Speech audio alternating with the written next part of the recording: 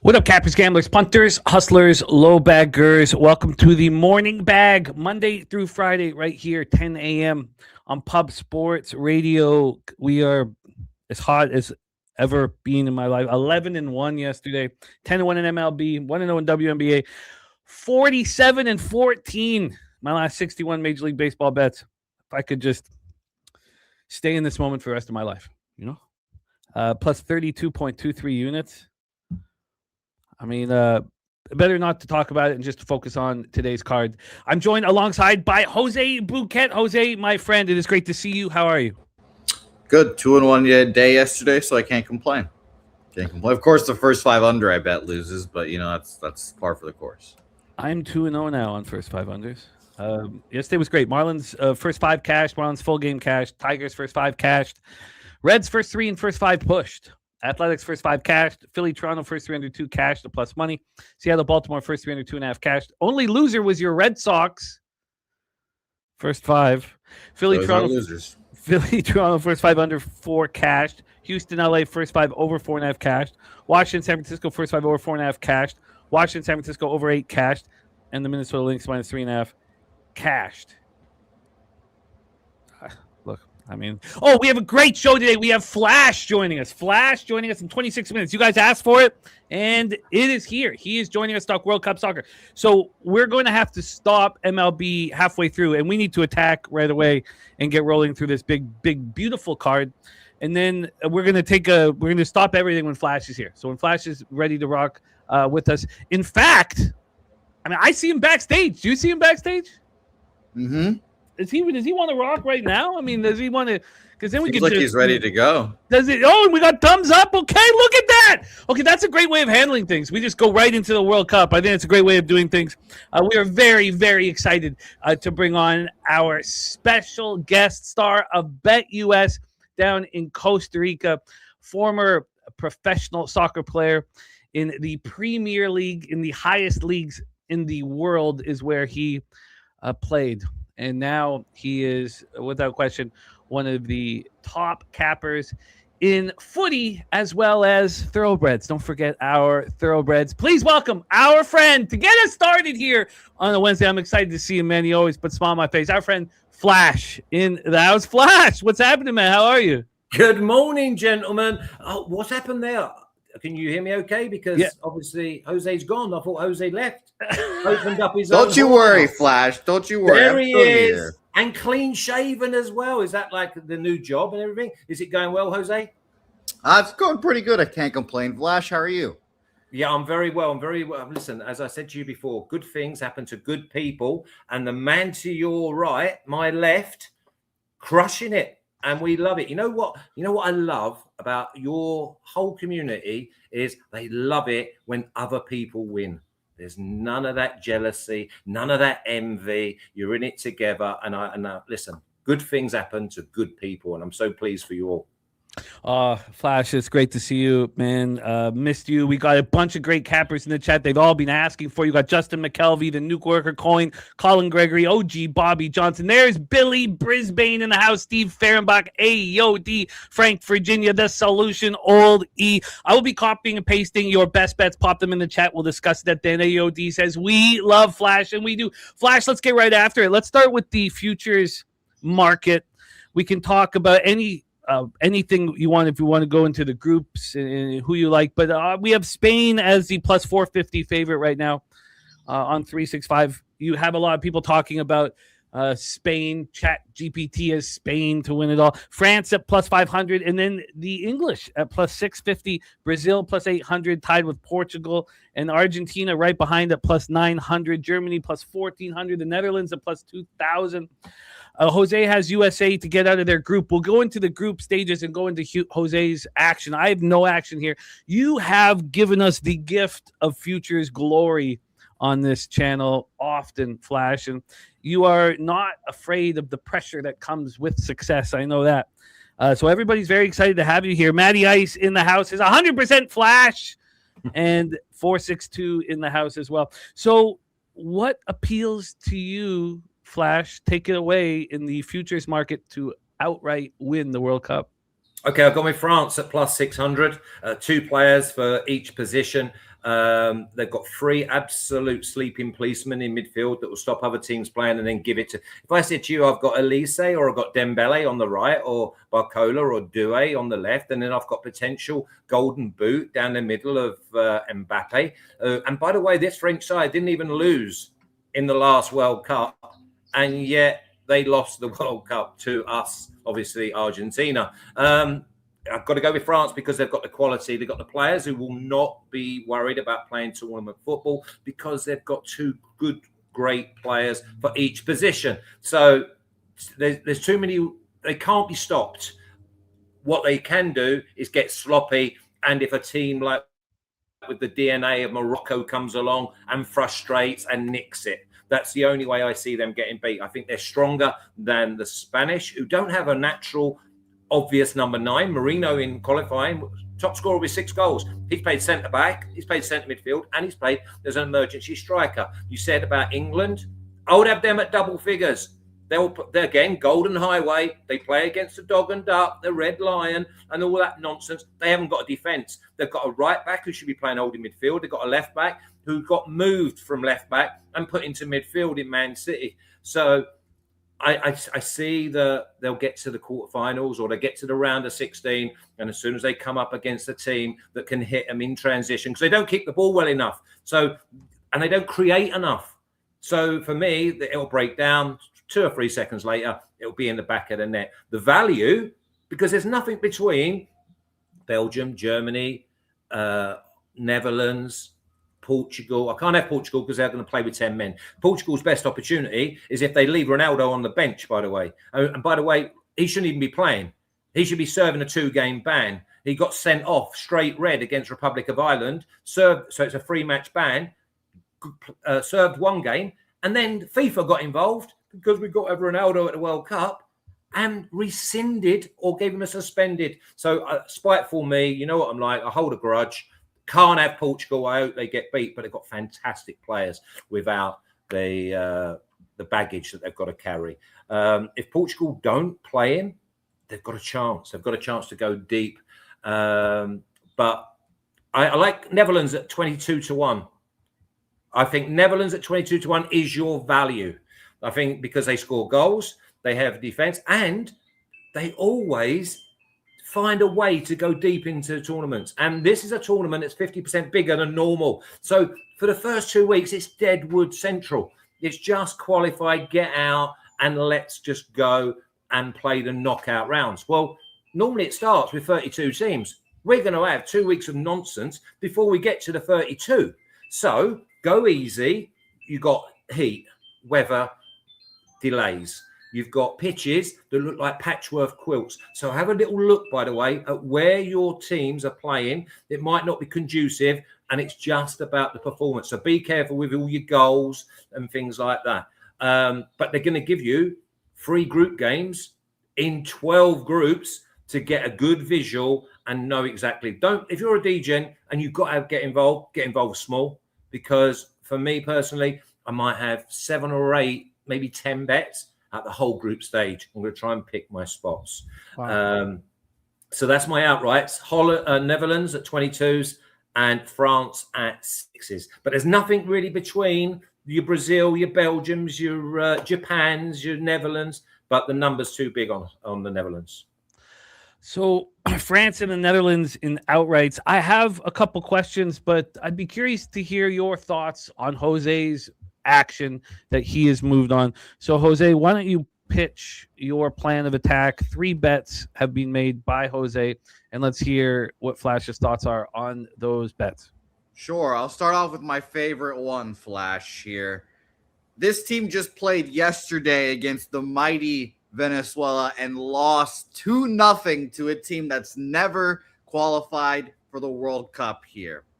Iraq, exact points in the group, 0. They get none. And they like it. -110, Flash. My favorite bet so far. Yeah, love it. But I wouldn't go down the road of taking any notice of these friendlies. Let me tell you now, it's a long enough tournament. As we said, it's 50% bigger. So all they're doing is just getting a little bit of travel out of their legs.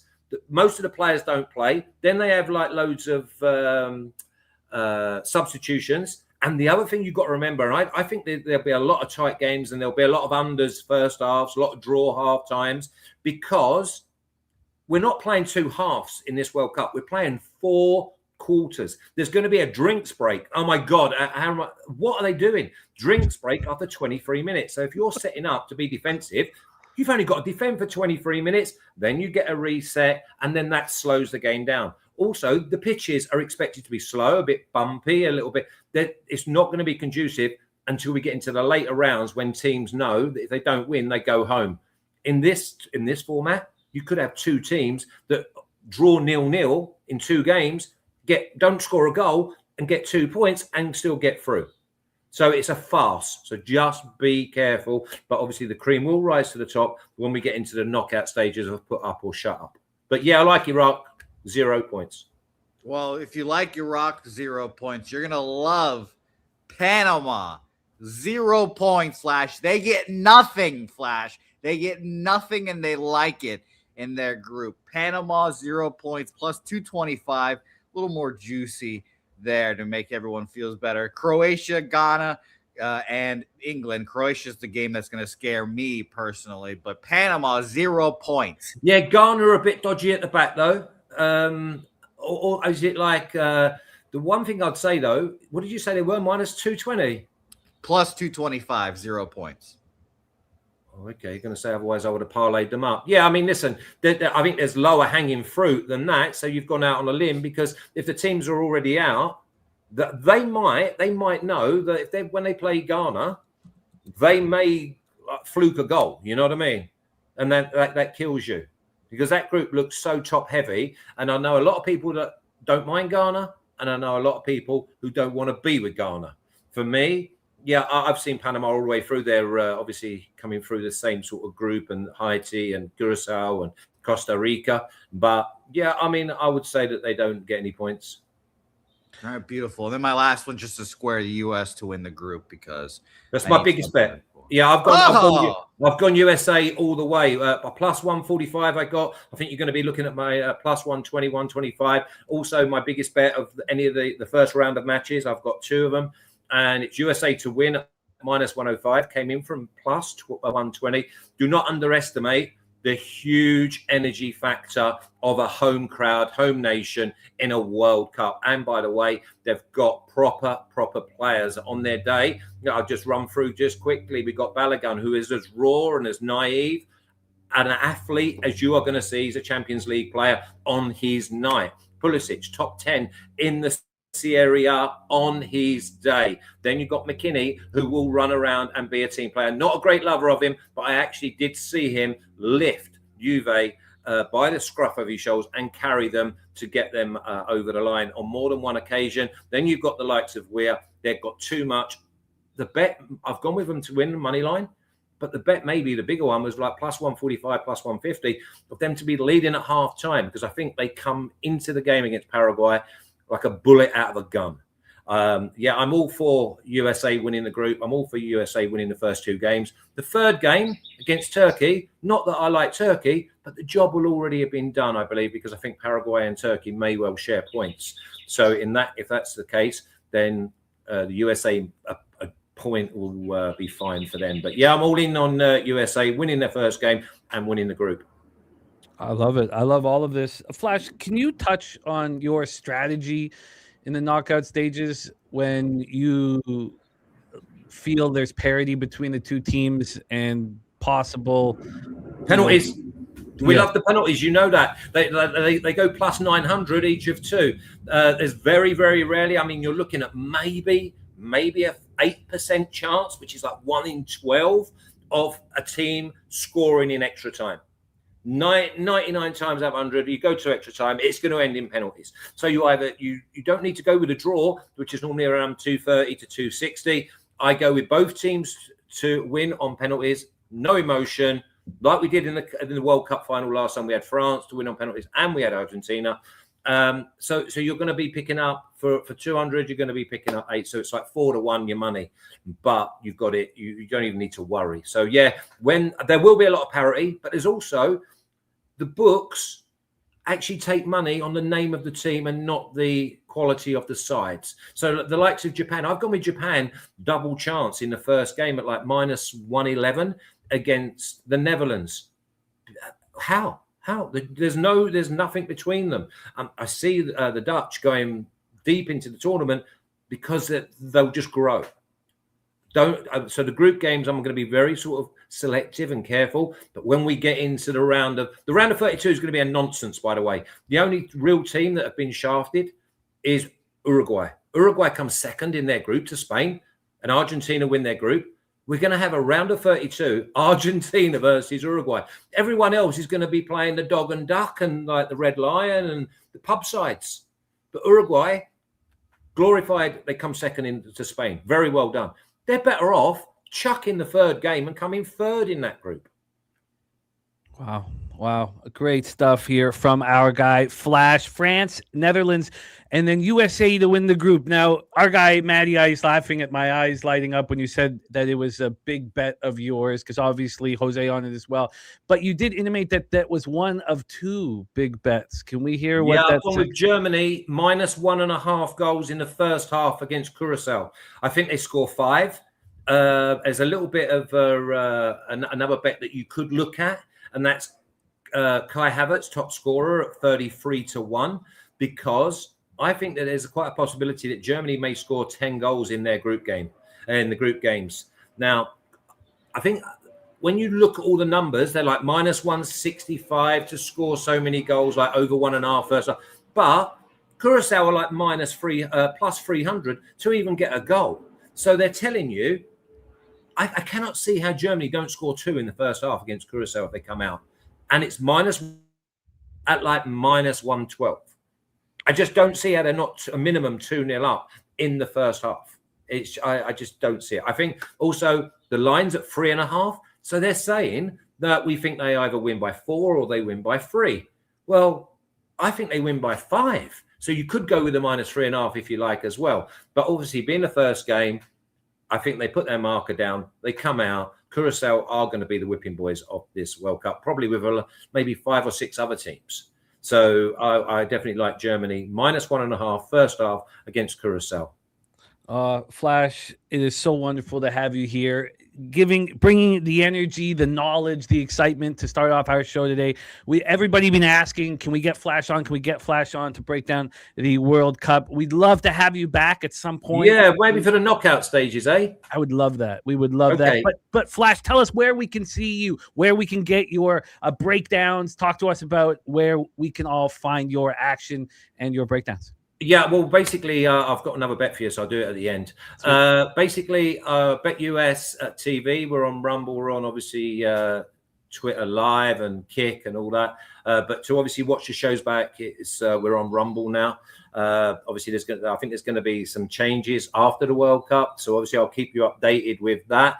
So, yeah, I mean, I think I'm doing a show again tomorrow, which I'll cover probably Sunday, Monday, Tuesday games.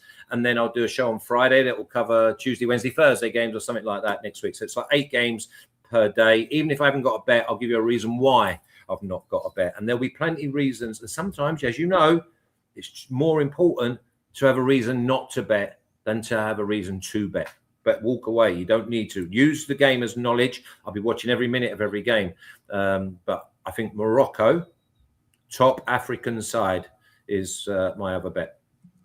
Morocco, top African side. You're getting a ton of love in the chat, as always, asking for the review of the action for outrights, for Flash, France and Netherlands, for the biggest bets, USA to win the group, along with Jose Bouquet. Also, Germany minus 1.5 first half versus Curacao, and then Morocco, the top African side. A lot of love coming in. And USA to win their opening game, though. It's like minus 103 or minus 105. I cannot believe that. It's also USA to win. That's Friday night. That's the banker this week for me. USA to win the opening game. Also, I'm going to put Flash's X handle here in the chat. If you don't follow our friend Flash and see the great work he's doing over on BetUS TV, you are missing out. So please, if you don't follow him on X, hit this link and support our friend down in Costa Rica. Flash, 37. I will post my daily plays, even if there's only like maybe one or maybe two, because I've gone with South Africa not to score at -140 against Mexico in the opening game. Sorry, could you hit me with that one more time? South Africa not to score. So, I mean, if you like Mexico, I don't trust Mexico, but they should be going and winning when they're like -260. So you could do Mexico win to 0. But for me, I'm just going to go with just keep the 0-0 on my side, even though there's probably only a 10% chance of it being 0-0. So I've gone with South Africa not to score. Flash, thank you for your time and your angles and your energy. We miss you and we love you. Any last words for the cappers supporting the show? Yeah, listen, just keep riding that train, and listen, I hope every bet is a winner. Jose, good luck in everything you're doing. You didn't say what you were doing. I did hear that you'd open up your own whorehouse. So is that why you're clean shaven and all that? Yes. The whores, they're coming in left and right, Flash. Left and right. Good. Well, let me just leave you with this. Every hole's a goal.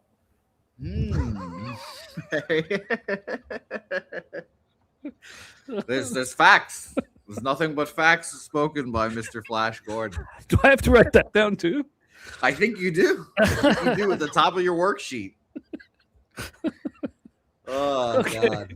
That's all you knew. You knew he was going to come in with some gold. And Google Collector says he's stealing that. Every hole's a goal. Well, we'll see. We'll see how let us know how it works for you. Let us know how it works for you. Okay, Jose, we need to move quickly here. We have Jose for 21 minutes, so we can get through quite a bit. So let's roll. You knew someone was going to come. He was all business. That guy was all business to the last few seconds. Let's roll, Jose. We got Red Sox, Rays. I've talked about fading Jake Bennett to get my day started, and I have the angle that I like, the psychological angle that I like, why I'm doing it. But want to hear your breakdown on Worcester's own Jake Bennett. Take it away for us here. Red Sox, Rays, our first game on the board. Yep, Red Sox, Rays, and my good friend Jake Bennett pitching here today. He is the guy that is replacing Brian Bayo, because Brian Bayo is now terrible, and he's enjoying the lovely Worcester Red Sox as well. By the way, Jimmy, to add on to that, Brian Bayo and his family were very excited to do Family Week or whatever, because that's what the next series was in New York. All the families come on the trip, and he got DFA'd right before that trip, or I guess sent down, not DFA'd. So sucks for him. Drew Rasmussen and company open up at -138, -140. Still sitting there right now. Did get up to -150 at one point as well. -147 currently at Heritage. Opened up at -144. Got up to -155. I mean, the fact that it's this high of a favorite kind of tells a story for me here. We have market in this game. Where are you? There you are. 79% of the bets are on Tampa Bay here, but only 59% of the money is on the Red Sox here. So very interesting. 60% of the bets, 92% of the money on the over in this game here as well. Jimmy, take it away. Tell me why you want to fade Jake Bennett. 47-14, and I'm not taking a look at the cash flow. I mean, it's I don't know. And let's roll here. Less information. It's not that. It's just that. Look, I know it can help. It can help very much. But here we're just trusting. In the Goon Clark says cash flow is no overrated angle. Look, it helped me out enormously because baseball, MLB is a very difficult sport. And look, I'm still down 16 units on the year. Despite a 32 unit increase. So it's not like I'm sitting here destroying over this season. So look, Jake Bennett. So this is the Gage jump situation. Jake Bennett has been lights out in Worcester. He's been dominant. This is his first road start in Major League Baseball. I feel like first off, he's, unhittable of late. Guy's got 1.60 ERA, 1.02 WHIP, 2.82 expected ERA, so it's a little bit higher. That's in Worcester. He's got a 4.35 ERA, 1.45 WHIP, 5.61 expected ERA. Second round pick by the Nationals out of the University of Oklahoma. So look, he's going up. It's his first road start. When Gage Jump had back-to-back starts where he didn't allow a run. I don't think that's how you kind of want to go into your first or to the major league level. I don't. I think you get a little too confident. I think there should be some concern and nerves. And, Troy talks about fading whatever you see in the minor leagues before someone comes up, and expecting the opposite. I don't know if it's that black and white. And he would say it's not that black and white as well. It's just, the setup for his breakdowns. But here, look, Drew Rasmussen is bet on. I knew right away that I was going to be fading Jake Bennett here, the lefty. I knew that I was going to be trusting the Rays in this situation. So I bet the full game as soon as it came out, and I got a plus number on it. I got this Rays -1 at plus 105. And then I got the first five just at minus 105. I got that first, at minus 105 just before the show started. So it was the plan all along was to back Rasmussen. Rasmussen coming off a phenomenal start. He's had one bad start in a long time. Saturday, May 30th at home versus the Angels. So I'm very comfortable with the situation, backing the Rays here. And look, the Red Sox bullpen is a concern. They've been very good all year. Now, over the last 5 days, the Rays bullpen has stepped up, but the Rays bullpen didn't look good this month. I'm in business here. So first 5 -1/2, full game -1, Rays for me, Mr. Bouquet. Let's roll on. Are you moving on this game? I am not. No, thank you here. So we can roll right along here to our next game, Yankees Guardians here on the board here. We have Carlos Rodon versus Parker Messick here. Messick has been solid. Rodon, very interesting pitcher that we've capped for a while, to say the least. 64% of the bets on Rodon, 71% of the money on the guards here. 64.95 on the over in this game here. A line opened up at -116, -115. It's moved up a little bit, but really has come back down to about the same spot at -116. At Bet Online, Heritage -121, opened up at -114 there. So they've moved it towards the guards. What do you think about this game, Jimmy? Again, this is a simple angle that we've been using, especially in this Guardians-Yankees series. Look, I believe that Carlos Rodon is absolutely bet on. I think he's a very, very quality pitcher. And Parker Messick's an absolute bulldog. I would never fade Carlos Rodon.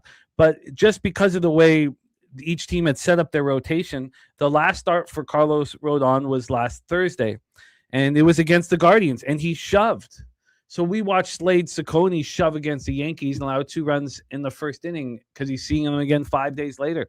Parker Messick has the luxury of his last start being Friday, June 5th, and that was at the Rangers. So, yes, I know that the Yankees are destroying lefties. I know that they're destroying lefties without Judge in the lineup. I know all these things are happening, but I think I have a real advantage here with the fact that Parker Messick did not just see them last week, and he's an absolute bulldog. So my plan all along was to move on the Guardians' first 5. I did as soon as it was available for me. It was the first bet that I placed. At that time, the difference between the first 5 and the full game was -113 and -114. Now the Guardians are -118 full game, and first 5 are -120. So it hasn't moved that much, but it's moved a little bit in my direction, and I believe I have an advantage. And also, when you get a top pit, the opportunity to back these top pitchers and not take a -1/2 is absolutely wonderful. Goon Collector says, why only first 5? I want to take full game. I could double down on it. I don't know if we've been given a green light from the books really to double down on it. There were 2 spots I was interested in doubling down. That was the Diamondbacks as well as this one here with the Guardians. Taking a look and see are the Yankees public? They're not. Well, I guess they are 64% of the tickets, 71% of the cash. We have an advantage here in the bullpens back in the Guardians. I don't think there's anything wrong with the full game. I think you're right, Goon Collector. I don't see why I wouldn't add it. So maybe that's a addition after the show. I think it makes sense. Yeah, I think it makes sense. I guess the reason is, yes, I believe I have an advantage. I don't know if I want to really invest too heavily against fading Carlos Rodon. I guess that was the issue here. I do believe I have an advantage, and I bet it. But then there's also an advantage full game when we're talking about a Guardians bullpen with 3.04 ERA, 1.23 WHIP over the last 30 days. The Yankees bullpen 3.97 ERA, 1.29 WHIP. The Yankees are still hitting despite not having Judge in the lineup. But I agree. Let's roll on, Jose. Let's keep rolling. All right. Excuse me. Let's keep rolling indeed to Nationals Gigantes here. We have on the bump Foster Griffin versus Robbie Ray here, and the line moving towards Griffin here. Minus 107 is where we're sitting at now. It opened up at minus 113 at Bet Online here. There's 59% of the bets on the Nationals here, but 81% of the money on the Gigantes. What do you think here, Jimmy? Well, so this is a spot that's moved against me. We haven't had a lot of it over the last little while, getting our action in very early. We haven't had a lot of it. So here again, like, I didn't have to move when I did. I could have waited and took some more time. The same with, Justin on the over 8.5. Now it's 8s. And so that's a little uncomforting. I'm also on the first 5 over 4.5 at plus 101. Really, really want to see what this is right now. The or 4.5 at plus 101 has moved to. Sorry, first half here is also price difference minus 106 for the Giants. First five they're plus 100, minus 106 full game here. But the over, yeah. Now I could get a flat 4. So yeah, mistakes I feel like I've made here. But I feel like the plan of attack made sense here. First off, we have, very offensive weather for both Oracle and Petco. 2 parks that are, notoriously run suppressing ballparks, with the marine layers and other things. Here we have Oracle plus 12% runs. That's the most offensive I've seen all year. Minus 2% home runs. That's the most I've seen it in all year. Wind blowing out to the deep part of the park. Plus 23% doubles and triples and plus 8% singles. So both of these teams are destroying left-handed arms. The Guardians versus lefties 273, 790 OPS last 30 and climbing. The Guardians 261, 792 and the Giants 273, 790. And the Giants are just skyrocketing against lefties. They're hitting everything. Both bullpens are weak. So I'm nervous that this line is moved against me. Robbie Ray coming off of a nice start, at the Cubs, but the Cubs weren't hitting lefties at all. We were on Robbie Ray to bounce back in that start. And then we have, Foster Griffin, it appears has righted the ship. So looking at the action thus far that I have, I wouldn't be running to the window to join Justin and I on this. I like it from an X's and O's standpoint, but now that it's not correlating with the market, I wouldn't be running to join us. I hope to cash it. Colin Gregory is Nats first 5 team total over 1.5. Robert Franklin is Nats team total over 3.5 with Mark A. Robert Franklin also on the Nats money line. So I'm first 5 over 4.5 at plus money and full game over 8.5 at minus 108. I'd much, much rather have the 4s than the 8s. So it is what it is. We're in business to some extent. Woods and Abrams 0-13 with 0% hard hit balls versus Robbie Ray. Robbie Ray's a different pitcher right now, it feels like. Robbie Ray's got a 4.12 ERA, 1.40 whip, 5.06 expected ERA. He's allowed 13 home runs and 67 2/3. I don't believe that this is the Robbie Ray of old, but that is a concerning stat. And the Sharps are bringing this down from 8.5 to 8. So there's some concerns. But let's roll on, Jose. Double up on overs, just like I'm doing here in Petco Park. Cincinnati Reds, San Diego Padres. Jose is about to set it up. And in this one here, the lines moved slightly in my favor. So it's a little more comforting. Take it away. Yep. Brady Singer versus Michael King here. We'll start with 82% of the bets and 78% of the money on the Padres here. Open up at minus 145. It is minus 160 now at Bet Online here. So definite big movements there. Minus 165 at Heritage, minus 159 opener there. So that's fascinating to see. If you guys see on screen, you guys can see their last few starts here for both guys here. Both haven't had great starts in the last few, to say the very least here. And look at that away ERA for Brady Singer, almost a 7 ERA on the road here so far. Jimmy, what do you think about this game? It's a fun one, but it seems like, Brady Singer on the road cannot be trusted. But Michael King's had 3 bad starts in a row. An older pitcher could easily be dealing with arm fatigue. The Reds have lost Singer's last 6 starts. He's pitching horribly. They skipped his start after that start at the Guardians, where he allowed 3 home runs, 5 earned runs over 4 innings. Nothing really has changed that much. That last start, he had some bad defense behind him. It was only 1 earned run, but 4 runs in total. Here, look again, we're so used to these ballpark pal spots where it's just heavy run suppression at Petco. Here it's minus 2% runs, plus 4% homers, minus 12% doubles and triples, and minus 2% singles. This is just a spot where I think I expect offense. And it's tough to trust either of these offenses. Now the Reds is easier, 245, 711 OPS versus right-handed pitching, and it's going up in the right direction. But look at this Padres versus right-handed pitching. I mean, this Padres team just can't hit at all. Over the last 30 days, it's 200, 607 OPS. But the Reds bullpen's absolutely terrible as well. It's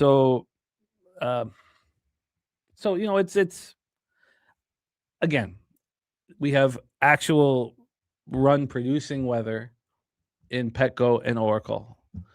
And I want to take advantage of it. Am I overvaluing weather? It's something that I often do, so that you could have some trepidation in joining me. Brady Singer is pitching horribly. We now know why the Royals gave up on him. These bullpens are not pitching. Look at the Reds bullpen, a 9 ERA over the last 5 games. And the Padres bullpen also slipping a little bit. So doubled up on overs here. Doubled up on overs.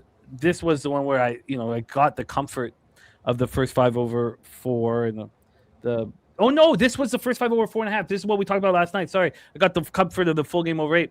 It was so interesting that this first 5 over 4 was over 4.5.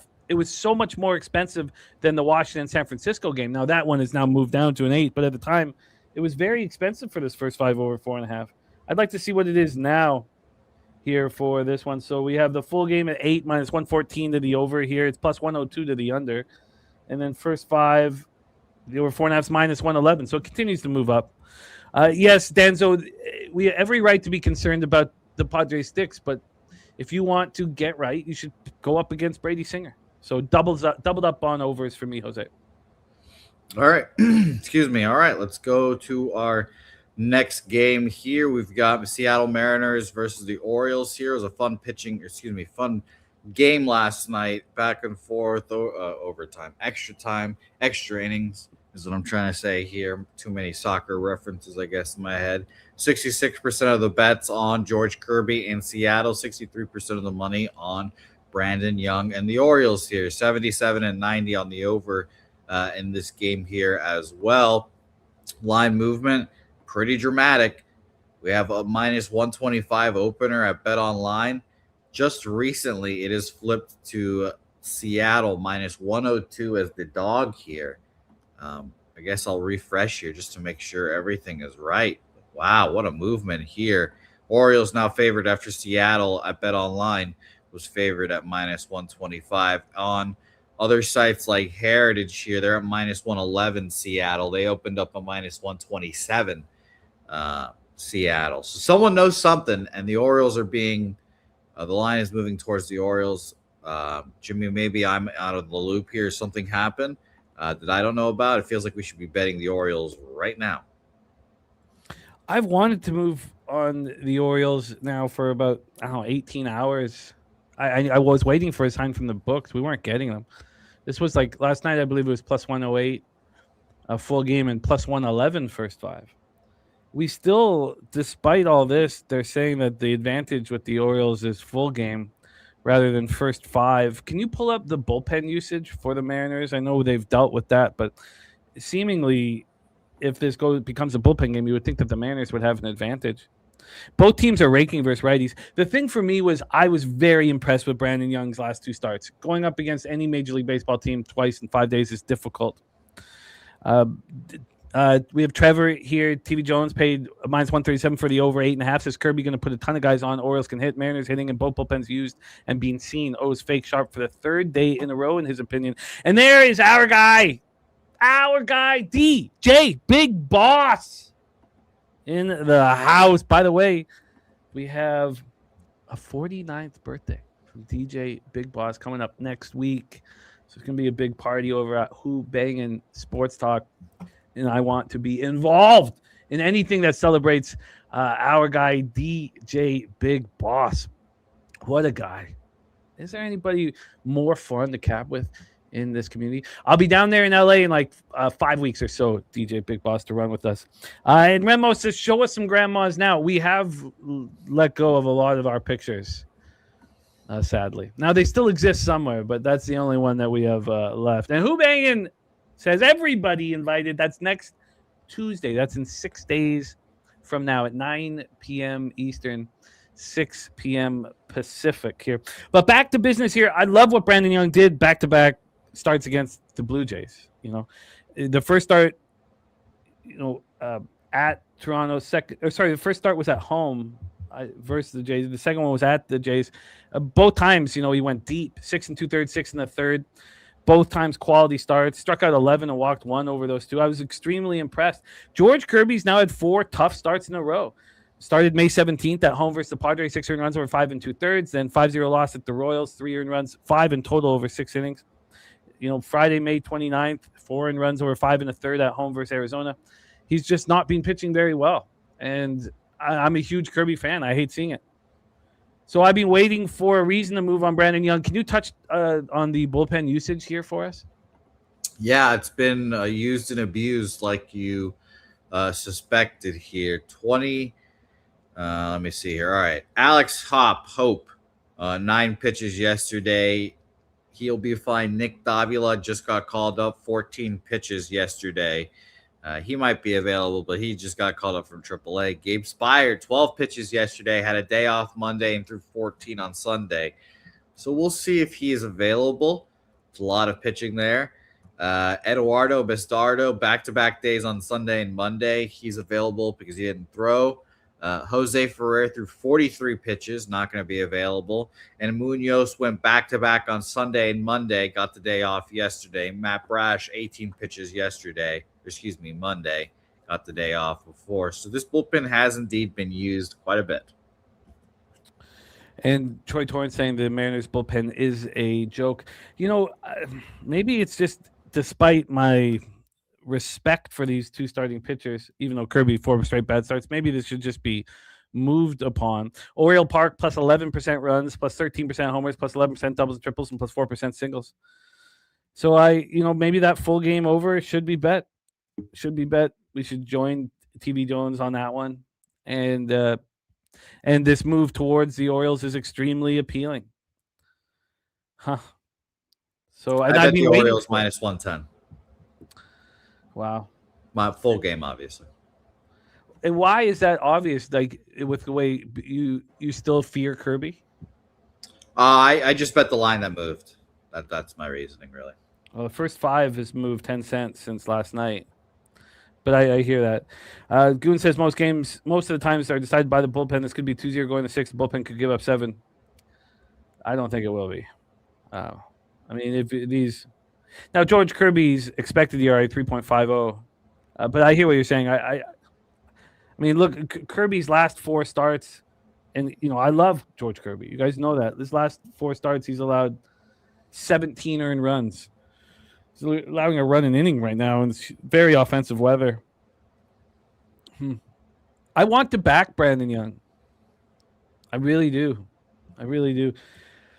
How much? So I guess I'm kind of leaning towards the Orioles' first 5 and then the full game over. But I agree that additions should be made here. I think it's a great look here from all of you guys. So I love it. We got Nunya in the house. Troy Torrance rock with us. Robert Franklin on the Orioles team total over 4.5 at plus 110. Mr. Bouquet, I know that you have to roll, my friend. But thank you for joining us. Your bets supported here by our friend Flash. Is there anything that made me feel good? Yeah, no, it's a good look. Yeah, it's a good sign. Anything you have in Major League Baseball that you want us to know about? No, I just bet the Orioles minus 110, like I said, so that'll be my action for the day, everyone. So good luck here. Hopefully more World Cup bets will start rolling in here. I'm going to, or I already did, I should say. I bet the Netherlands to win. I put $100 on plus 1,800 for the Netherlands to win the World Cup. I admittedly am a little biased because I like the Netherlands. They're my soccer supporting nation in the World Cup this year before then, and then Flash telling me that or telling us, I should say, that he's on them as well, as giving me enough juice to throw 4 units, as you guys know, on the future. So 100 to an 1,800 would be nice. And by the way, if you're gonna watch the World Cup, how about you watch it in Spanish? Telemundo. Listen to my brother-in-law call the games in Espanol. So go support him there. It should be fun. So till then, shout out to you guys, Kongs, Clips, my guy TC, Steve Fehrenbach, Troy Torrance, all the guys that are members in here. Shout out to you guys. We appreciate it. You guys are keeping the channel pumping and rolling here. So shout out to you guys. I'll be back here on Friday for a full card. Till then, say hey. I'll see you guys then. There he is, young Jose Bouquet. We got to move quickly here, and I've got a ton of action, so this is the right situation. There's no hemming or hawing. We are cash 47 of our last 61 bets in baseball. Diamondbacks, Marlins. I'm on Ryan Nelson first 5. I am fading whatever combination the Marlins are going to drop here, and this isn't. Look, I don't know what Gusto is going to do. Let's just make sure that Gusto is still listed here. And Trevor saying he kind of loves the card today. This card did. Now, again, having more confidence for me doesn't mean that I'm going to have a good day or anything, but I certainly felt the same way. There were so many spots that I wanted to attack. Let's just make sure that the plan is Gusto to get the start here for the Fish before we go too deep into it. And it is Gusto. And look, we saw some good from Gusto when he was an Astro last year. He got traded to the Marlins and got lit up and smoked. So, then he was terrible at first down in AAA.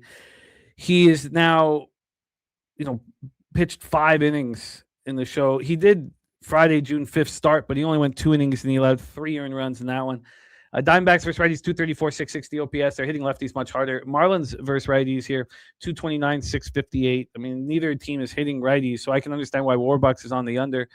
Then we have 2 bullpens that are pitching quite well, and we know that the Marlins are going to go pretty deep into their bullpen. Now, look at the Diamondbacks last, 10 games, especially the last 5 games. They've been lit up, but I don't put too much onus on that. Really, I care more about having a bigger sample size. 3.30 ERA, 1.32 WHIP over the last 30. Marlins bullpen 3.98 ERA, 1.24 WHIP. And I'm on the Diamondbacks first 5. I'm a Ryan Nelson believer. Warbucks saying Diamondbacks money line backing Nelson on the road versus the Fish bullpen. Ryan Nelson 4.60 ERA, 1.18 WHIP. He's got 4.84 expected ERA. He's allowed 15 home runs over 72 and a third. It's not what he wants to do. But remember, he was the best pitcher in this organization last year. 3.39 ERA, 1.07 WHIP. They're still putting him out there all the time. They believe in him. And he's coming off simply spectacular start versus the Dodgers. Dodgers are raking right now, and he shut them down. He's had some really good starts. Look, 3 of his last 4 starts, he's gone 7 full innings.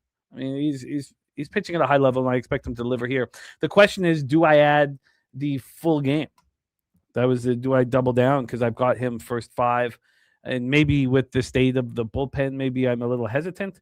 I'm not really sure, but this line's moving towards the Diamondbacks. Opened up minus 102, got to minus 115 at 9 in the morning. It's back at minus 111. Still 9 cents of movement there. And then on the total for this one, we have the 15-cent move to the over to minus 125.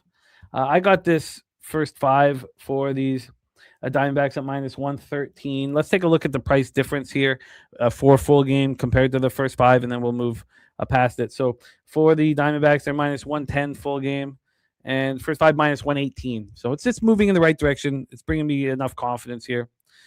And Trevor's saying he doesn't know how you don't play the over if you want this game. Yeah, I hear that, and we've seen a 15-cent move towards the over. I do fear bullpen type days. Often I fear them, and but I also like Ryan Nelson to deliver here. So I hear what you're saying. Philly Eagle Flyer tied after second inning, uh, not running here the way he wants it to, but we know that it will heat up. White Sox plus 132, Guardians plus 144, and Mets plus 172. And respect, very much respect the transparency and the accountability there, my friend. Philly Eagle Flyer, copied and pasted your action. Let's turn it around here today, man.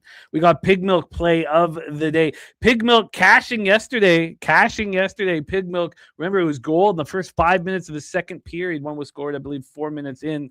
Pig Milk play of the day is in, and is the Royals' first five money line with Seth Lugo on the bump. So let me just get that set up here, but Pig Milk play of the day is in, and we will be discussing it here. So let's, I said snuck that one in by 37 seconds yesterday. No, it was a great job. It was excellent work here. So let's roll on. I'm going to sit with Trevor's idea on the over, and I'm going to sit with the idea of adding the full game to this. I'm not sure if I'm going to keep that just question mark, add full game question mark, and then add full game over with a couple question marks as well.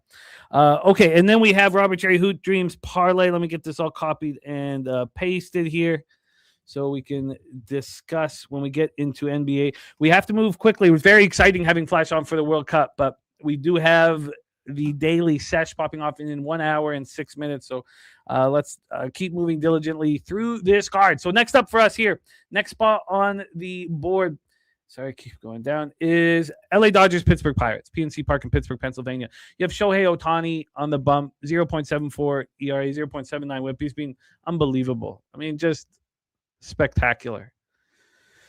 What can you say? I mean, it's the lowest ERA at this point after 60-plus innings in MLB history.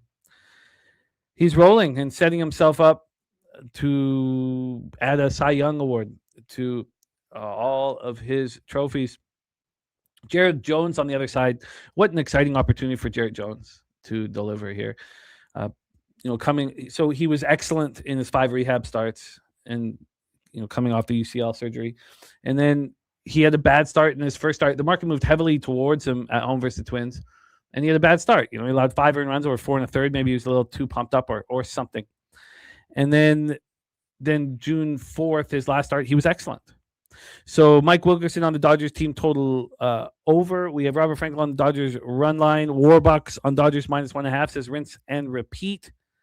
And 9 Legacy copied that and pasted, my friend. Thank you for sharing that with us. So for me, now I might be, I don't know, psychologically adding too many thoughts to this spot, but this is such an incredible opportunity for Jared Jones to go up against Shohei Ohtani. And Jared Jones, so as we've seen in a lot of these Ohtani or Dodgers spots, the total is climbing, and this total is climbing quickly. This total moved a half run from, it was over 7.5 juice to -127. So it already, that 7.5 over, it already taken 27 cents. Then it moved to an 8 and already opened at -125 to the over. That lasted for 11 minutes. Then it moved to an 8.5 juice to the over. So we are climbing very quickly. This total is skyrocketing. Over at PNC Park, it's plus 5% runs, plus 3% homers, plus 3% doubles and triples, and plus 3% singles. My thought process behind all this, and look at, we can see what the Dodgers are doing to right-handed pitching. They're destroying it. And they weren't there for a while. They were very average there for a little bit versus right-handed pitching. And now they're starting to rake. The Pirates have been destroying right-handed pitching now for over 30 games. I mean, they're just hitting at such a high level. Right now, if you go back to 30 days of stats, it's 269, 792 for the Pirates. And Dodgers hitting 258 with 799 OPS. Both bullpens have been struggling a bit. Dodgers 4.03 ERA, 1.24 whip. And look at the last 5 games, last 10 games, and they're moving in the wrong direction. And the Pirates bullpen has struggled all year. The last 30 days, 4.24 ERA, 1.30 whip. So I can understand why this is all moving to the over. I believe that Jared Jones can get 9 outs for me. Now they're saying that he's going to get touched up here. Let's just take a quick look at the line history on the money line. because the initial move was towards Jared Jones, and it was pretty big. The first move, this one opened up with the Pirates at plus 184. 10 minutes later, they were plus 158. Well, that's a pretty quick market correction and a pretty big move towards Pirates. Since then, it's come back. It's come back. So it was a 30-cent move away from the Dodgers. Now we've had 20 cents of movement back to the Dodgers, but I can't help myself. I think Jared Jones can get 9 outs. And look, at Matty Guy said he really wanted to take Dodgers first 5 team total under, but MGM doesn't offer that. And Warbuck says Ohtani Wednesday is the gift that keeps giving. Look, maybe I'm trying to get too cute, and it was expensive, and this line had not changed. Generally speaking, these first threes, you want to see a line move in your direction. I moved on the Pirates first 3 plus a half. First 3 plus a half. Can Jones get me 9 outs? Can you get me 9 outs? Or could I get a bonus run off of Ohtani? The first 3 right now. Here, I doubt it's changed. It is not. It's still sitting here minus 135 for the first 3 plus a half. So 9 outs. My ROI on first 3s plus a half fading the Dodgers is good. It's not like unbelievable, but it's positive. And the sample size is small. Goon Collector on Dodgers team total over, and the Pirates run line says he thinks they both shell each other. Well, that'd be great, Goon Collector. If they both shell each other, I think then I have a chance to catch the plus a half. But I'm on the Pirates first 3 plus a half of minus 135. That's still available right now at that number at Bet365. Let's roll on. 6:40 p.m. Eastern. I told you guys that I wanted to fade Mike Paredes. This Twins team is desperate. There's a lot of talk, and we know our friend Matty Ice, he fades pitchers making their MLB debuts, and this is the time to do it. This is the time where it feels like it's a desperation move here, and Matty Ice like in the first 3 under 2.5 better. I get that, Matty Ice, but for me in my first 3 unders, everything correlates and I move on it, and I've been running just dumb hot on them of late, and the full run to the over, it's just going to scare me off. So he says we see 2 runs tops in 3 innings. Well, that would give me an opportunity as well. And TV Jones says the books gave too much respect to Jared Jones. He's going to get tattooed today. Well, we shall see. We shall see. That's part of the fun here. And Tigers Taint, big plus money. We were thinking of you at the game yesterday. Taint's on absolute fire, by the way. Taint is on absolute fire. Now, we don't have Taint yet, but we don't need to rush greatness. We don't need to rush sweet Taint. You don't force Taint. You just let Taint be.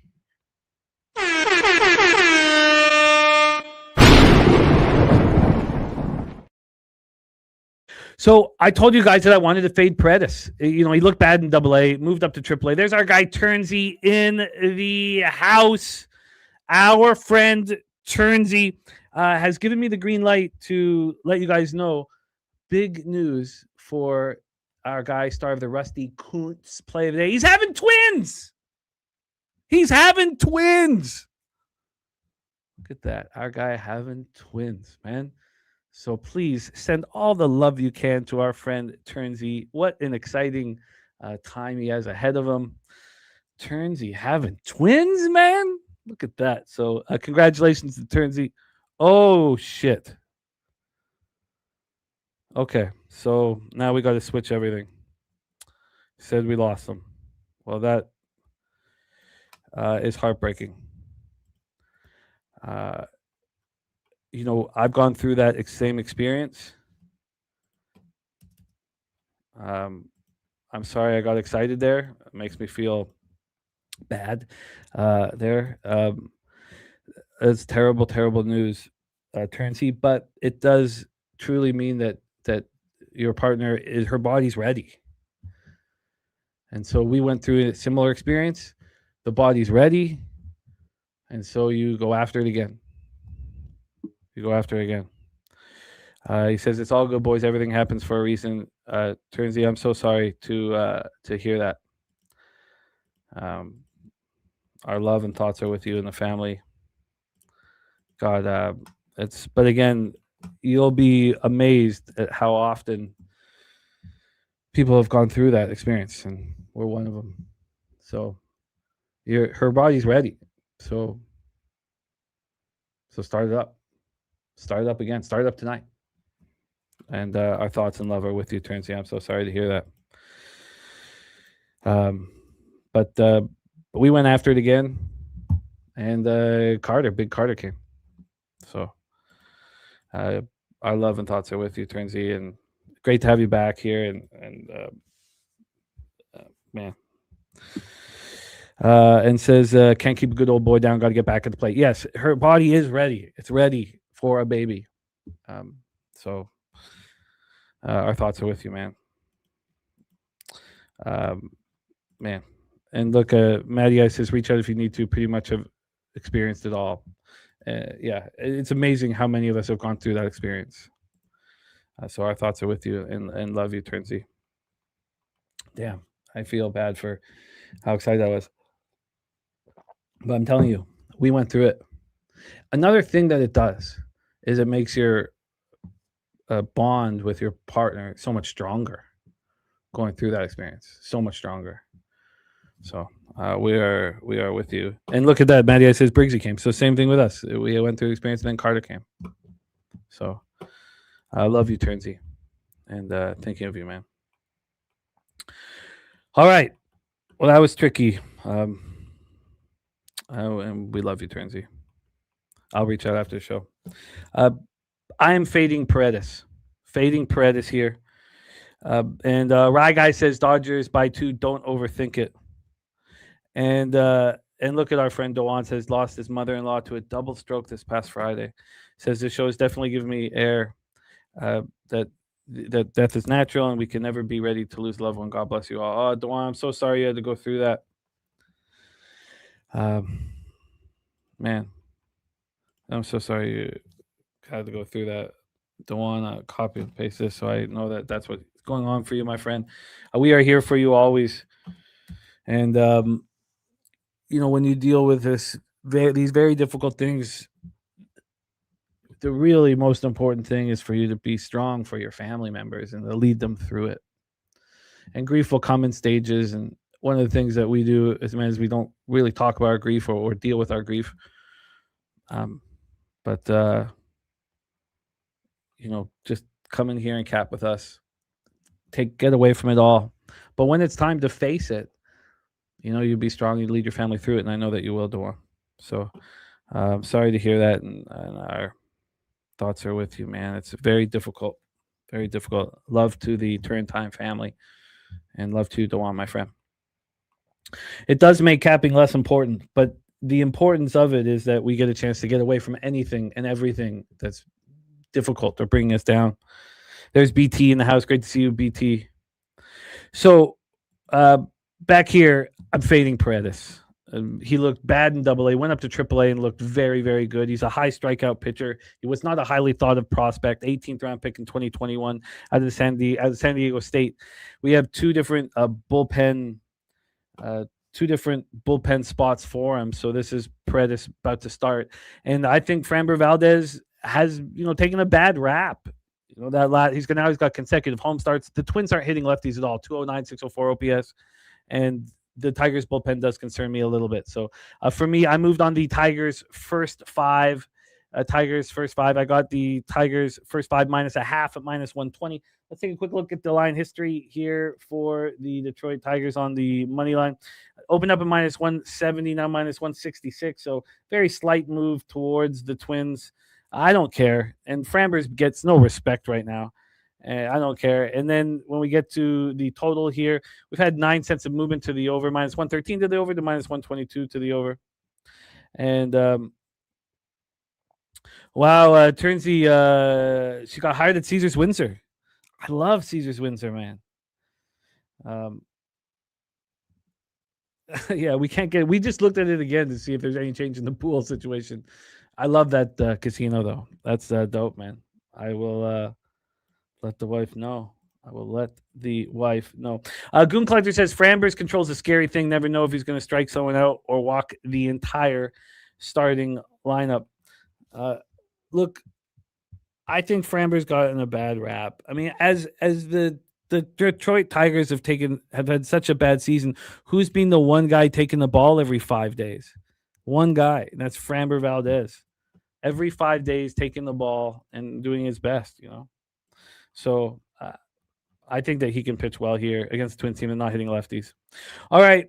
I'm on the Tigers first 5 minus a half. I got that at minus 120. If we want to do a quick price comparison for the Detroit Tigers here, we have, here we go. Oh, I believe it was a late pickup. Yeah, so they're minus 162 on the full game. A first 5 minus 167. That first 5 minus half is minus 119 here. It's a cent different than when I got it. Goon Collector says these are schoolball prices damn near, though. No, this is the Minnesota Twins, who are 12-19 on the road with a desperate plea with a pitcher who's not ready to be pitching in Major League Baseball, and Mike Predis. This is more about who we're fading. Okay, let's roll. Thank you, Rye Guy. Thank you. Great to have you here. So let's roll on. Next up for us, 7:07 p.m. Eastern, we have the Philadelphia Phillies, Toronto Blue Jays. We are at the Rogers Center in Toronto, Ontario. We have Jesus Luzardo going up against Maximus Scherzer. I told you guys, I just want to fade Scherzer every opportunity I get. Every single opportunity I get. He did not look very good in AAA. He did not look very good in his first start. Now, he was averaging 93.3 miles per hour on his fastball. In his second start, he got up to 95.7, but it wasn't a very good start. Look, I just don't believe the old man's got it anymore. 41 years old. I do not believe he has got it. I moved on the Phillies first 5 minus half and the team total over, backing Luzardo. And look at those numbers by Luzardo on the road. He's been dominant on the road. He has struggled at home and just been dominant on the road. I don't quite understand why that is. And I expect that, that will find the mean at some point and things will get back to normal. But I moved here. Phillies versus righties, 217, 656 OPS. They're not hitting them hard, and the Jays aren't hitting lefties hard. Jays are hitting 219, 673 versus lefties, and obviously Vladimir Guerrero is just alarming how poor he's looking at the plate. His ISO is just horrific. I mean, it's the worst on the Blue Jays. It's insane, but $500 million contract that we got to eat. So here I have moved on the first 5 minus a half, and I've also moved on the Phillies first 5 team total over 2.5. I got that Phillies first 5 team total over 2.5 at plus 109. Plus 109. That was a plus 100 last I looked. Let's take a look at it right now. The Phillies first half team total over. First half team total. Oh, it's plus 102, so it's actually moved 2 cents against me since it went down to plus 100. I got the plus 109. The first 5 minus a half is a minus 110. I got it minus 105. So I'm very comfortable with the situation. It is the Phillies for me, first 5 minus a half, and team total over. There we go. Luzardo being back for me. Let's roll on. Next spot on the board here is a quadruple up for me in St. Louis, New York Mets. I'm nervous to take a look at this line history. So I want to start there just to calm my nerves here because I've heavily invested in this game. We've had 5 cents of movement to the under. Okay. That could be worse. I'm okay with that. 5 cents of movement towards the under. On the money line here, we've had no movement at all. I'd like to see the difference in the first 5 price here. The first 5 price for the Mets. Sorry. Here we go. So the Mets are minus 129 full game, and first 5, they're minus 130. Okay, so there's no price difference here. Palante is sort of being a tricky pitcher for me to cap for whatever reason. 3.96 ERA, 1.30 whip, 3.84 expected ERA. His numbers on the road are quite strong in comparison to his home numbers. Again, I'm not entirely sure why that is. He's coming off a nice start at home, though. 5 2/3, 1 earned run at home over the Rangers. So he's kind of fixing that here. Kelly McInnes says we have rain in this New York Mets forecast. Let's quickly go to Citi Field here and see what we are dealing with for New York weather. And we have no rain until light rain at 5, scattered thunderstorms. It's just 35 and 40% precipitation. I think it's going to be just fine here. Now, you don't want Christian Scott to be interrupted. Shout out to Jacqueline in the house. Great to see you, Jacqueline. I'm all over Christian Scott. I think he's the best pitcher on the New York Mets. I think he's just a bet on guy. Now, his expected ERA is a bit of a problem because he's walked too many batters. 18 walks in 36 innings, so he's been fortunate at times, but his walk numbers have dropped slightly, maybe not. God, I guess he's walked at least 2 batters in 6 straight starts. He has struck out 16 over his last 3 starts, and he's only allowed 1 earned run. The Cardinals are not hitting righties, 238, 663 OPS. Mets versus righties, 235, 692 OPS. So both teams are struggling against righties, and both bullpens are pitching at a very, very high level. A very, very high level. Kelly McKinnon says he's got Warren listed. Let me quickly move over to RotoWire and to we have Warren listed. Is Warren just the opener? Here, let me just move back over to RotoWire. Oh, and David Peterson is the primary. There's no Christian Scott. Wow, okay. Well, that voids all 4 bets. I believe. I think I sent them all in. Let me just see if all 4 are voided. Oh, no. Okay. Sorry, let me just see where I... Tommy. Yes, 365, 365, 365. So just my first 5 is the only one left. Okay. So my unders are all voided, and my first 3 is voided. And I'm stuck with this first 5. Huh. Okay. Wow. Okay, I've got to regroup, and that, I mean, I guess that takes the pressure off because that was a big investment for me. But I still have that first 5 rolling. Okay. All right, is what it is. I'll have to deal with that here shortly. Thank you guys for the heads up. Damn. I wonder if Christian Scott then will go tomorrow. Okay, let's roll on. Next up for us, 7:40 p.m. Eastern, Braves, White Sox. We have Chris Sale, the mighty lefty. Chris Sale going up against Davis Martin. Davis Martin coming off his first bad start of the year. Very, very, very interesting situation here. Let's get into the weather to get us started here in Chicago for Rate Field. We have plus 10% runs, plus 19% homers, minus 10% doubles and triples, and plus 8% singles. There's an idea that I was talking about with TJ where we White Sox should probably be back first 5 against every lefty in Major League Baseball. Well, Chris Sale is just not your average lefty. They are a dangerous, dangerous group, and Chris Sale is an incredible pitcher. So it is tricky. Let's take a look at the line history here for this spot. We have a move towards the White Sox, opening up at plus 136, going down to plus 130. And then on the total here, we have a 5-cent move to the under 7.5 from minus 110 to minus 115. So, and TV Jones says, is this actually Martin? You're right, because this wasn't, Davis Martin wasn't listed for a long time at the books. Now, he's still listed here at RotoWire. So you ask a good question. We also have some weather issues here in Chicago for the south side. Let's take a look at the Chicago weather here. So we have thunderstorms, a light rain at 4, chance of showers at 7, light rain at 10. So weather could be a problem here. Yeah, I've not moved on this spot. Davis Martin was lights out, and now for 2 of his last 3 starts, he's been touched up. And then we have the mighty White Sox against lefties. We have the line moving towards Chicago. You put it all together, and it's just not very appealing. Jerry Davis moved on the White Sox team total over 3.5 at plus money. He said he wanted to move on it. We'll see if he does end up moving on it, but that was something he was interested in. And the El Dorado custodian, Jason Meyer in the house, says he likes Palante and the Cards today for the win. And Billy Friedrich says, don't look now, but the White Sox are 1.5 game out of first place.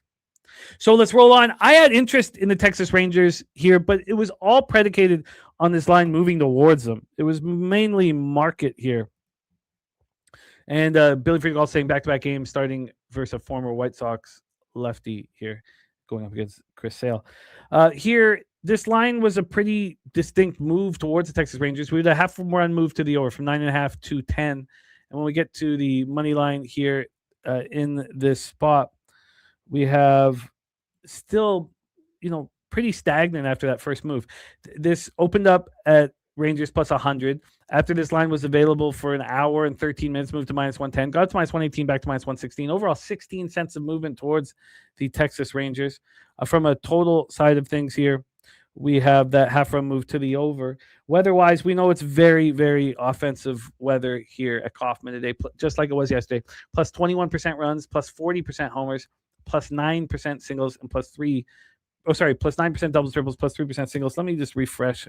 Last time I refreshed, but yeah, nothing changing there. So very, very offensive weather in Kansas City. And stacks play today here. Langford RBI at plus 132 for our guy Justin McKelvey. So shout out to Justin. And stacks play of the day in business. Stacks.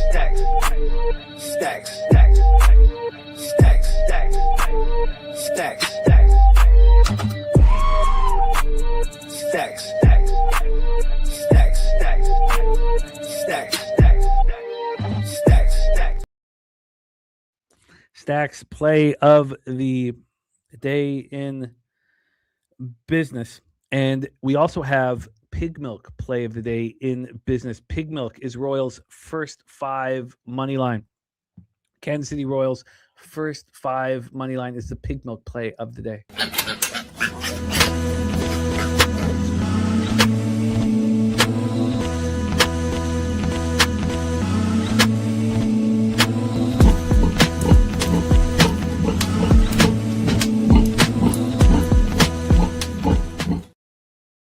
So specialty plays in business here for this game. So Mackenzie Gore being faded by Billy Friedrich, 4.23 ERA, 1.29 whips, got 4.09 expected ERA. He left his start May 18th with tightness in his back, and then he looked very good after, back-to-back starts after that at the Angels and at home versus the Royals. And then Wednesday, June 3rd, got touched up at the Cardinals, 5-3 loss at the Cardinals. And Mackenzie Gore's struggled at home and being struggled on the road and being lights out at home in Arlington. On the other hand, we have Seth Lugo, who has looked quite hittable over the last little while. It really started April 26th, near the end of April. He got touched up for 14 hits, 7 earned runs in a start at home versus the Angels. And it kind of kept going. Like, he's just looked hittable. His last start at the Twins, 5 earned runs, 3 home runs allowed. He's allowed a home run in 4 straight starts and 6 home runs over that span. Royals bullpen is a real problem. 5.34 ERA, 1.69 whip. Rangers bullpen's been so consistent all year. And then we have the Rangers not hitting righties, but the Royals even worse versus lefties. I feel uncomfortable with the spot. I can understand the angle on either side and with the total. So I'm off that spot. Let's move on here because we have Stacks play today number 2, and that is the over in Cubbies Rockies over 12, and I'm right with them. I moved on the first 5 over and the full game over.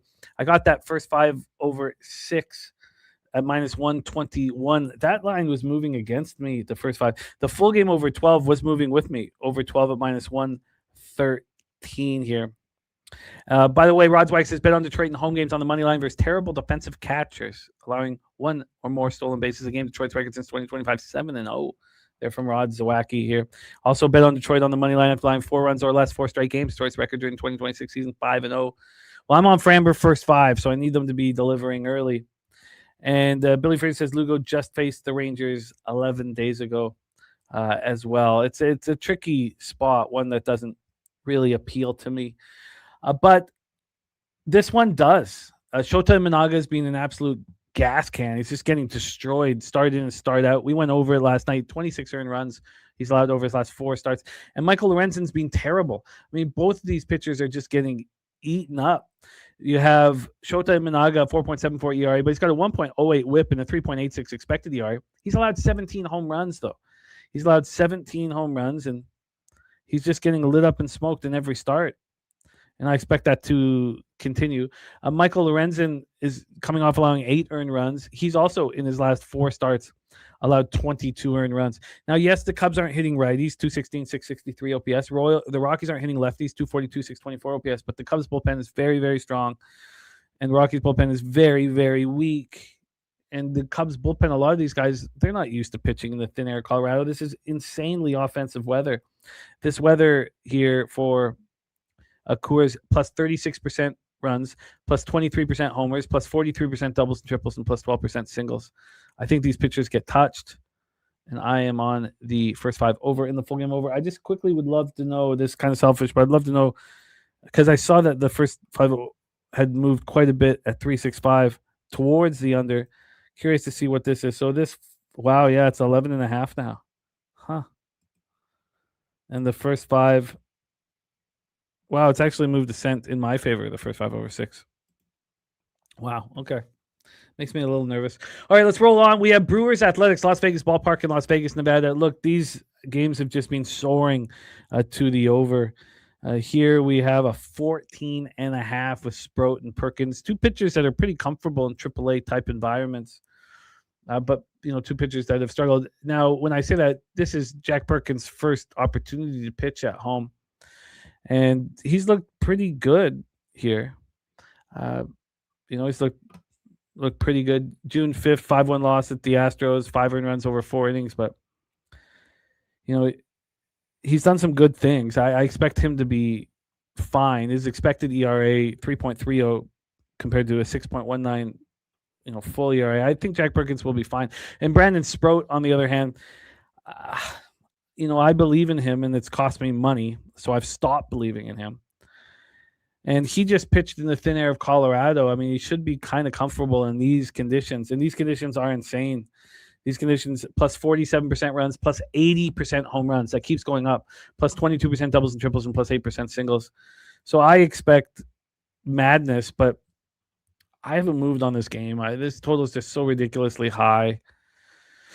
Brewers are raking against righties. The A's aren't hitting righties. A's just 224, 667 OPS versus righties. I'm sure those numbers are going to move in the right direction after a series in Summerlin, but I'm off the spot. Last spot on the board for me is I am on the Angels first 5. We got to move quickly here because we still got basketball to talk about, but I'm on the Angels first 5. Detmers versus Lambert. Detmers pitching very well. 4.26 ERA, 1.14 whip. He's got 2.92 expected ERA. And his numbers aren't strong at home, and I don't really believe in it. His last 2 starts have come on the road, and his very last home start, he allowed 1 earned run over 8 innings with 14 strikeouts, didn't walk a batter. You know, he had an 8-run start at home versus the Athletics. You know, he's had, but he bounced back with a great start. I think he shoves here. So the Astros are hitting lefties, 238, 759 OPS. Angels versus righties, 243, 708. And the Astros have a bullpen advantage. Let's take a look at the price difference for first 5 in full game here, and then get into a review and into basketball. So for our, here we go. For the price difference, we have the Angels minus 110 full game. First 5, they're minus 125. So it's a 15-cent difference. I like that difference. I got the minus 123. Both bullpens are starting to shove right now, and it's good that the Angels bullpen finding its way. Astros bullpen being bad all year long and is really starting to deliver as well. But just Detmers against Peter Lambert. Now, Lambert, you know, velocity's increased. He's pitching so well. Pitching for the family. Jimmy hasn't been in Major League Baseball since 2023, his older brother, which is a surprise. They're just a year apart. They're very, very close. And look, it looked like there was going to be no Lambert brothers in Major League Baseball, and then Peter stepped up. He didn't make the team out of spring training, but he's been pitching well. There's no getting around it. He's been pitching well. But I'm going to challenge him. Detmers is a very strong pitcher. I think I have an advantage, and I'm going to challenge Lambert here. And by the way, Angel Stadium, for you guys curious about the conditions, plus 1% runs, plus 7% homers, minus 1% doubles and triples, and minus 2% home runs. All right, and Taint play today's Astros money line says the top 4 hitters for Houston smash Detmers. His career versus Houston, 48 innings pitched, 7.63 ERA, 1.76 whip. Says big sample size, Astros roll. Well, that is a concern because Taint's been crushing here. Astros full game here for our guy Matty Ice. So Taint is in, and Taint is not correlated with my action. I've had my action correlated with Taint for a long time. That is not the case here, which is a concern, no doubt about it. Taint is in, and Taint is the Astros money line.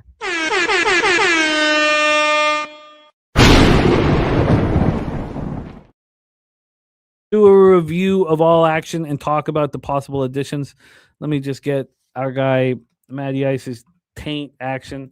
Von Polo also is on the Astros here as well. And let me just take a look. So let me just look at this line movement. We've had no movement on the total. It's just been sitting there for taint. And then on the money line, 15-cent move towards the Dodgers from plus 100 to minus 115. And then I would like just to go a little deeper into this because I'm concerned here.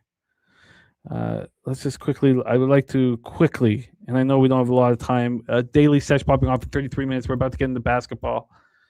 Cashed another WNBA bet, 25 and 12. 25 and 12 in WNBA, insane. So here we go. Let's go into Reed Detmer's splits. He's having a strong season. Not something we're used to from Reed Detmer's. I mean, I guess he had a strong season last year. It was 2024 that he got lit up in smoke. Now, he only threw 63 and 2/3 last year. Okay, so let's go on the split. So I'm hoping here that it's not in 2025 that the Astros got to him. And versus Houston in 2025, no, he only had 4 innings. So he allowed 1 earned run. Okay. So then it was 2024 when he was a gas can.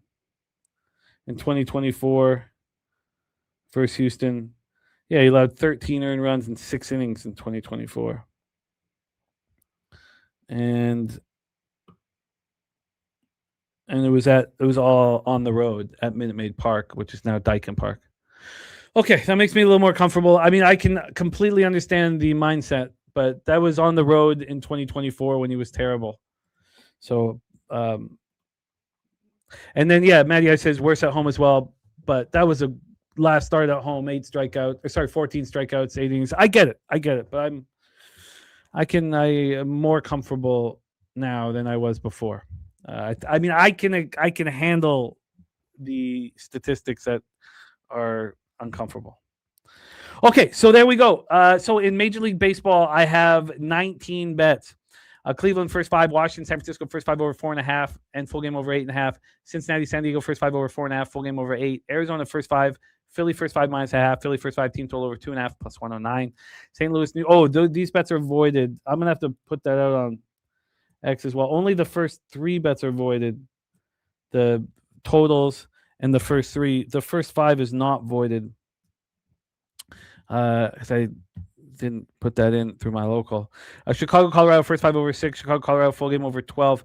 Angels, first 5 minus 123. Rays, minus 1 plus 105. Pirates, first 3 plus 0.5 minus 135. Rays, first 5 minus 0.5 minus 105. Tigers, first 5 minus 0.5 minus 120. Then these are the possible additions here. So let's roll. Yeah, I'm not Jake. We're running, this is the best run I've ever had in my life in MLB. 47 of my last 61 bets I've cashed. So I may add the full game for the Guardians. I want to sit with that a little bit. So I'm already on the first 5. And then the Baltimore first 5 in the full game over.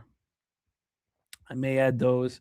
I may also add the over, Trevor talking about that full game over. I'm going to study it with Arizona, Miami, but I'm already on the Diamondbacks first 5. I think I add the full game. I think I add the full game as well. And then I think that is it for the additions. And I believe that is the case here. I'll have to study the Mets game again, but I doubt I move on it. I was all Christian Scott all the time. Oh, it's the Rangers full game. Now Billy Friedrich on the first 5 on the other side. I think I could. It was all just market. It was only the market, and you want something to correlate with your action. Nothing there. Okay, so that is Major League Baseball here. Let's roll into basketball, and we roll into, and there's Morgan Spooner in the house. What up, Spoons? NBA Finals Game 4, Spurs, Knicks. We're at Madison Square Garden in New York. And a lot changed here, and we discussed it in depth on last night's show. We don't really have the time to do that right now, but I will explain the way I see this changing. And basically it's predicated on, and I think this will change. The Knicks were forced to shoot at the end of their shot clock more than we'd ever seen them. And they struggled with that. We know that generally speaking, shots become more difficult the deeper you get into a shot clock. And that really affected New York. And we'll go over some of those stats, but the Spurs defense really worked in game 3. And it's been a problem through the first 2 games, but the main problem has been their offensive efficiency, which that was kind of fixed somewhat. We have a half-point move towards the Knicks from -1.5 to -2. Still, you can focus on the half-point move or the opening line being short. This total sitting here at 216.5 with no movement. When we get to the cash flow here, let's get it up. Taking a second to load. Okay. Do I really have to? I don't know. Okay. Maybe I should just. Oh, here we go. So we have 57% of tickets, 73% of cash on the New York Knicks. We've had a half-point move towards them. DraftKings and FanDuel both hanging 2.5s, juiced to the Spurs. Circa hanging the 2, Caesars with a 2.5, BetMGM with a 1.5, Hard Rock with a 2.5. 74% of tickets on the over and 89% of cash on the over here in this one. So this game is being played at 96.83 possessions a game here. Jake Burns says, seemed like not much went the Knicks way last game, and they were still right there with chances to win. He leans Knicks money line, but probably stay off. Well, both teams are shooting poorly, and now the Knicks' field goal percentage through the series is worse than the Spurs, 42.8 to 43. They're shooting better from 3, 35.1 to 32.1. But there are issues. So, again, we don't need to get into the history of the situation because there's so many fun stats we can talk about for the history. It's only the second time in NBA Finals history where the road teams won the first 3 games. By the way, TJ's play of the day is Arizona first 5 money line. I'm on it already. I'd love to hear it. So TJ's play of the day is in. Let me just get that up with the other plays of the day quickly right under Matty Ice's action. You are locked and loaded. Trevor saying Spurs money line, run it back. Jake Burns says if the Knicks win tonight, he'll definitely be on the Spurs confidently in game 5. I will as well. But I really want this plus 3,300, 33 to 1 spot to stay live, and it's very, very live once again. But the Spurs need to menace once again in Madison Square Garden. So here, we know that there's a ton of history going on with this game. I don't think that needs to be touched on. Now, you could simplify things as much as if Wemby goes for 32, 8, and 6, the Spurs are going to win. If he's held to 23 points, 22 points, and 10 boards, and he's out rebounded by Josh Hart, then the Knicks are going to win. If you want to simplify things. TJ says, why not just take the Spurs first quarter and the Knicks second quarter? The Godfather on the over 216.5 says this game's huge for both teams. They've been playing fast-paced in the first 3 quarters. Fourth quarter slows down. And Justin McKelvey on the Spurs over 216.5. If I was going to focus on the over 216.5, it would be predicated on the fact that the Knicks have taken 93 shots in the last 7 seconds of the shot clock. So that's more than in the conference semifinals. They only took 68 in 4 games. There's the Sixers, and they took 90 in Cleveland over 4 games, and they're at 93 through 3 games. So, they're going to have to shoot the ball quicker. When they have an opportunity in the first 15, 14 seconds of the shot clock, they're going to be told by Brown to go ahead and take the shot. They took 35 late clock shots in game 3 alone. That's the 3rd most in the last 7 seconds of a shot clock for any team in any game this year. That's a pretty astonishing statistic. And their shot quality on those 35 late clock shots in game 3 was the 3rd lowest in 670 instances this season. So we've also seen the Spurs struggling offensively, and that changed. So we expect the Knicks to shoot a little earlier here. And that would help, obviously.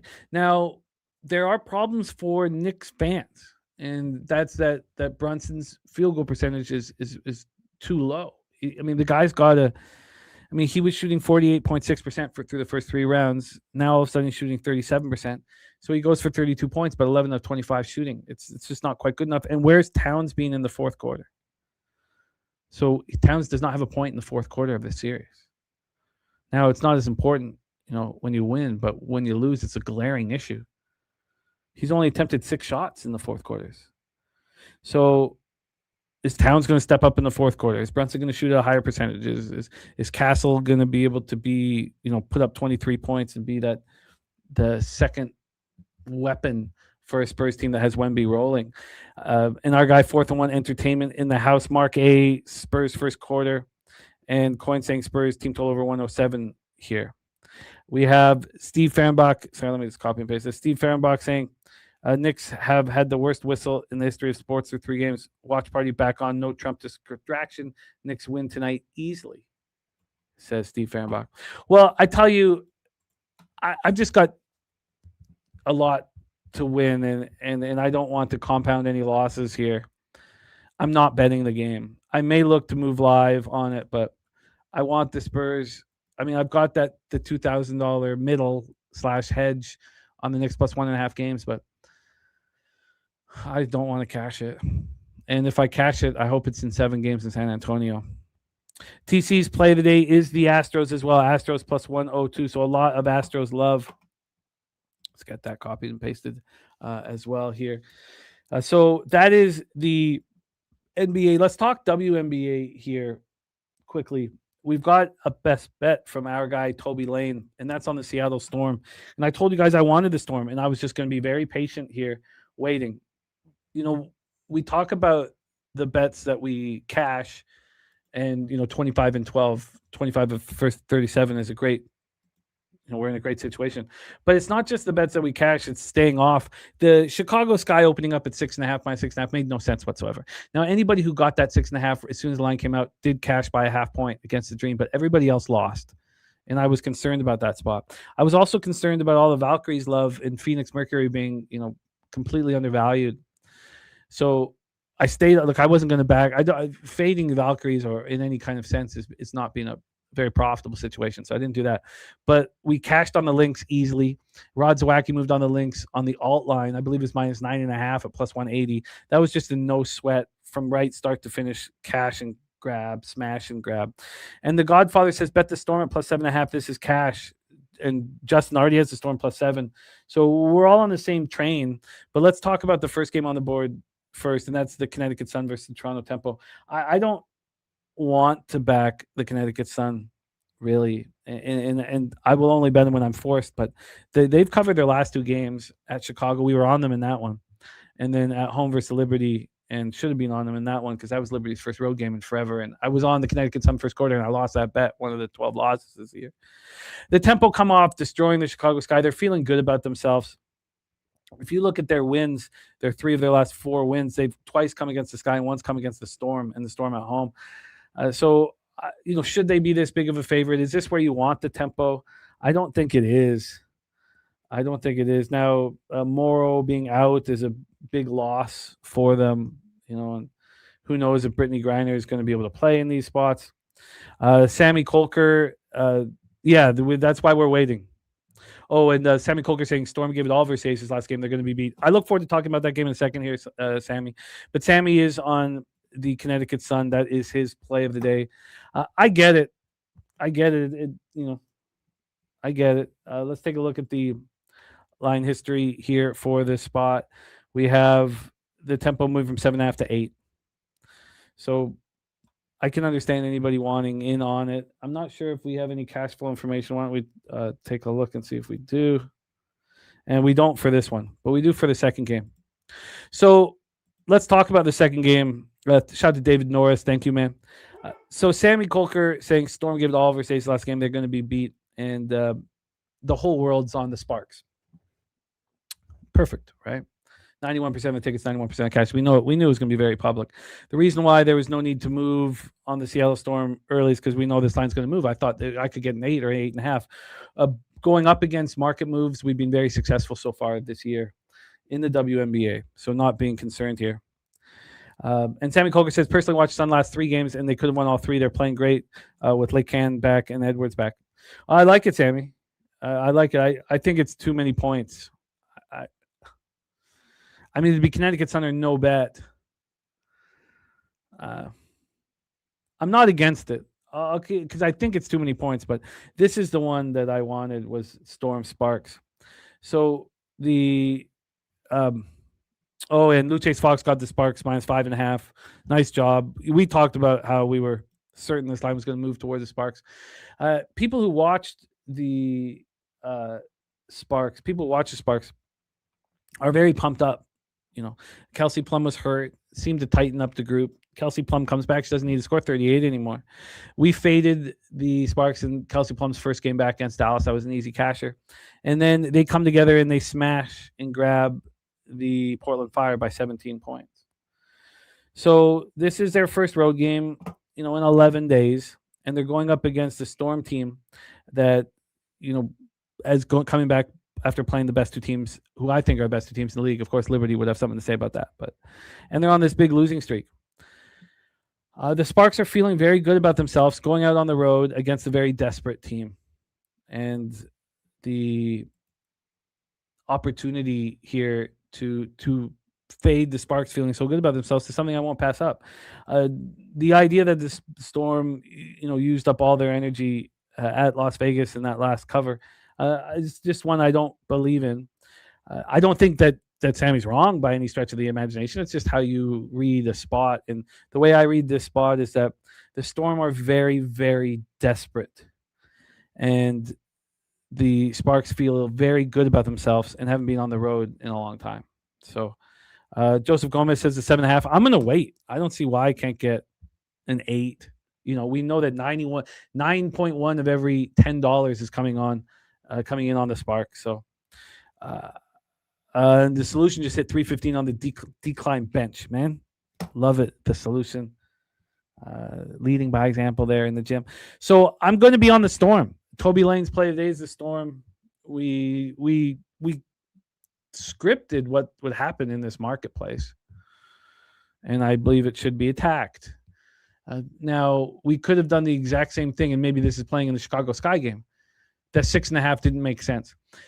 If I wanted to manipulate the market, if I thought the Seattle Storm will keep this within 3 or 4 points or 2 possessions, I would open this up at 5.5, just like they're doing, and move the line towards the Sparks. So you're not only going to get all of the models who say that there's value at the 5.5, but you're going to get all the steam chasers as well. Now, if you were going to manipulate the market, wanted to prove that you could do that and make your book even more money than it's already making, you would probably want to prove it on a smaller scale, which is the WNBA. But again, that's tinfoil hat type shit, but 25-12 with our tinfoil WNBA hat on. So I'm going to be on the Storm. I'm not against the Sun. Tempo feel good about themselves. I could get into Sammy's action there. I'm going to wait, but I'm not against it. Covered 2 straight. Tempo feeling good about themselves. Should the Tempo be this big of a favorite against anybody? I could get down with that. But the Storm is what I want. But I'm on both dogs. Well, I'm interested in both dogs. I'm going to be on the Storm for sure. That is our show for today. We are 15 minutes away from the Daily Sesh with Dutch Boy Fresh and Dabby Cab here. And Lou Chase making the mid last night on the Dodgers and the Valkyrie -4 at halftime. Godfather also liking the Tempo team total over 88.5. David Norris's play of the day. The Detroit Tigers here. Thank you guys so much for rocking with us. The Solution, Joseph Gomez, Luchace Fox, Sammy Colker, David Norris, the Godfather. Thank you guys, man. And no Kiki for the Tempo either. I'm looking forward to dive into that Sun Tempo game a little more because I was so heavily focused on backing the Storm. But both road dogs I find interesting. Steve Fehrenbach, AOD, John Bender, Robert Franklin, Jose Perez, Coin, 4th and 1 Entertainment, TJ, Matty Ice, Jake Burns, Trevor, TV Jones in the house. Thank you guys for rocking with us, man. The Goon Collector, Morgan Spooner. Let's take a look at the specialty plays of the day from our cappers in the chat. We have Shotgun play of the day. This was given out last night to us by Ron Crawford on our nightly bag. You can rock with us on the nightly bag 10 p.m. Monday through Friday. But the Friday night shows there is a change afoot because I don't finish Friday night till midnight. And then I have to start capping on Sunday quite early to be prepared for the Monday show. And it's just killing me. So we're in some talks about a change for that Friday night show. which is too bad because we get pretty good numbers on that Friday night show. But so there's some changes afoot there. But the nightly bag is doing its job here, setting us up, putting us in the position to succeed. And the shotgun play today is the Philadelphia Phillies. And he's not alone. Gamma Ray play today from the Nuke Workers, the Philadelphia Phillies on the run line.